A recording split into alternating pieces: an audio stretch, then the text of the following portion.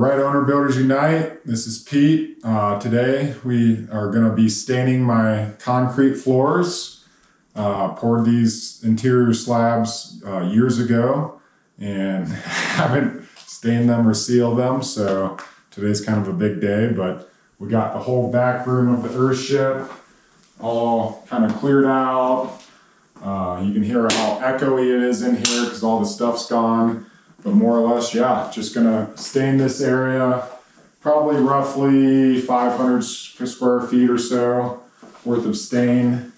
And yeah, gonna do the back room slab first, and then gonna do the front room slab next. Kitchen area. There's some things when you don't seal your concrete, obviously, imperfections, like if you spill stuff, is gonna stain the concrete. So that being said, there's certain things that are just kind of there, but I think the stain's going to cover it pretty well. So this is the stain that we're going to use today. It's a concrete acid-based stain, and it's caramel. Wanted to go with brown just because I like kind of the natural colors and the theme of the house. So yeah, I think this stuff is going to go a long way. We're going to cut in with brushes, and then we're going to roll it. There's some directions on it. We'll kind of see how it goes with how long it takes to cure and whatnot. And then afterwards, we're going to come in with a sealer. You could apply this with a sprayer. It might be a more even coat with that, but we're just going to roll it on. I've heard of friends and neighbors out here just rolling it on. So yeah, I think it's going to look better than poor concrete gray like it's been for a while. So all right, we'll check out the footage. Thanks. All right, here's some of the time-lapse footage of the application of the stain. First step is me and Jim were cutting in around the perimeter of everything.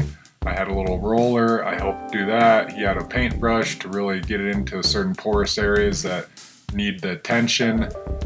One tip too would be to clean the floors and prep the floors before you start staining. In this step we swept all the floors and we vacuumed all the floors. I did have an air filter going because it does kick up quite a bit of dust in the floors, or around the room rather, so just be note of that. Another tip would be to mop the floors. On the front room, we did my back room in one day, and then the next day we did the front room. On the front room we did mop the floors as well, which is kind of a tip that it says on the instructions too. It helps clean it obviously, but also it helps spread the stain a little bit more evenly versus the stain just kind of seeping up and drying out a little bit too quick. So if you do see any little drips like how you saw right there, there's some on the floor, try to hit them and roll them so it doesn't just stain and have a darker color per each drip.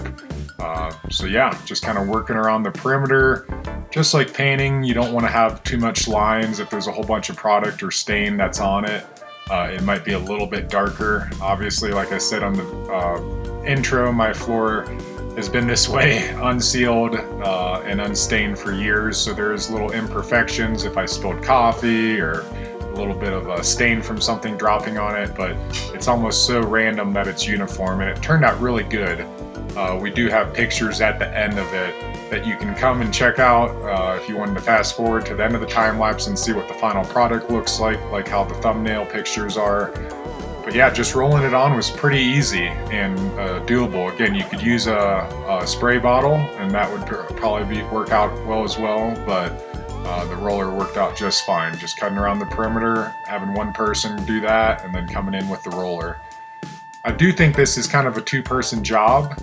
It helped out that Jim was here and able to cut in and around it, so I didn't have to do everything myself.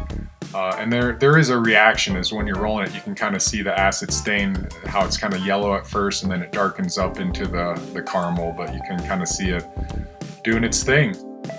So yeah, we end up, after we let that set up, we used a sealer, a cement sealer, concrete sealer. You do have to mop the floor before the sealer and try to get some of the excess stain off. We used a baking soda and water mixture and we mopped it up, and then we also used a wet vac to get that off. After we applied that, we end up mopping it 2 more times with water and the wet vac just to get whatever excess bit of stain off.